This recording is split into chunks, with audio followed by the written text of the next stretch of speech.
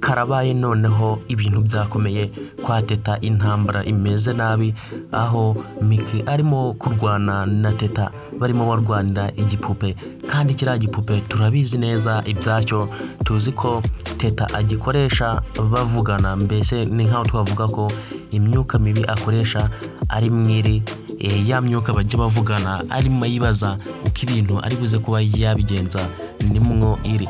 Ese ibi bintu muratekereza biragenda bite ko tubona ko Miki yabaye ibamba, avuga ko kiriya gipupe agomba kuba yagisubizwa akagisubirana, avuga ko Kiramani yakimuhaye nk'impano ubwo bari bamaze imyaka 2 bakundana, avuga ko yakimuhaye nk'impano rero ko anagomba kuba yakigumana, kandi avuga ko ari icye, kandi anavuga ko Teta atagomba gukora ku bintu rwose biri hariya muri rwa rugo uko yiboneye, dore ko avuga ko byose ari ibye. Rero nongeye kubaha ikaze bakunzi ba filime bita Dadevu, nsaba weho ugeze kuri channel bwa mbere gukanda subscribe ugakora no kunzogera kugira ngo dukomeze kubana muri ibiganiro 5 kuri 5 kugira ngo ibintu birusheho kuba byagenda neza. Uyu ni wa mwanya rero wo kuganira kuri filime yacu, aho mubona ko igeze ahantu haryoshye cyane, murabona ko noneho ibintu bitangiye kuba byaryoha. Ndabizi ko noneho filime itangiye kuba yabaryohera, noneho nta bintu by'ibiganiro byinshi biri kubamo.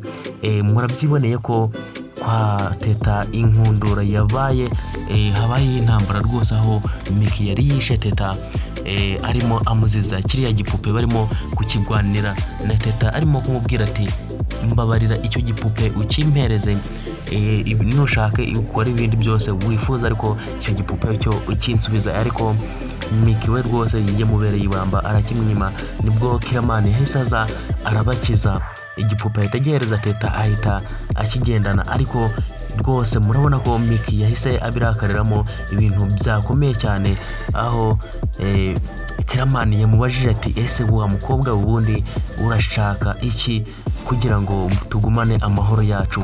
Aravuga ati ndashaka igipupe cyanjye.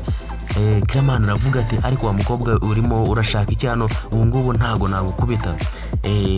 Miki rero aramusubiza ati ibeshe nkwereke urebe ibyo nagukorera, weho ko ikicyuze ari ukuvuga gusa, ubundi niki wantwara. Rero guys, murabona ko ibintu bikomeje kuba byakomera muri rugo, aho mubona ko rwose ibintu bikomeje kuba imidugararo. Miki arimo aravuga ati iminsi nabahaye yenda kugera muhita muva muri iyi nzu, kandi avuga ko nta n'ikintu na kimwe bazasohokana muri iyi nzu, bazasohoka uko bameze. Ese muratekereza bizagenda bite ko tubona ko Kiramani akomeje kwibagirwa ko yakundanaga na Miki hambere, akaba nta n'ikintu na kimwe yibuka? Ese muratekereza bizagenda bite? Ese azaba yakwibuka ko uyu Miki ari we bakundanaga, abe iramyuka mibi Teta yamushizemo ibe yamuvamo, abe yagarukira Miki, dore ko Miki tubona ko akimukunda, ariko ntiyibaza, mbese nta nubwo niyumvisha icyatumye aba kuriya, akaba nta n'ikintu yibuka, mbese we abifata nkaho aba ari kumwirengagiza, kandi twe turabizi neza ko Teta yamushyizemo imyuka mibi, akaba ari ituma atagira n'ikintu yaba yakwibuka muhashize. Rero nkomeje kubashimira mwebwe twakomeje kubana muri iki kiganiro, nshimira weho wakanze subscribe, kandi nawe utari wayikanda, uyu ni umwanya mwiza wo kuba wayikanda kugira ngo dukomeze kuba twabana muri ibiganiro 5 kuri 5. Naho ubutaha rero tuzongera guhurira mu kindi kiganiro. Ciao ciao, ndabakunda cyane.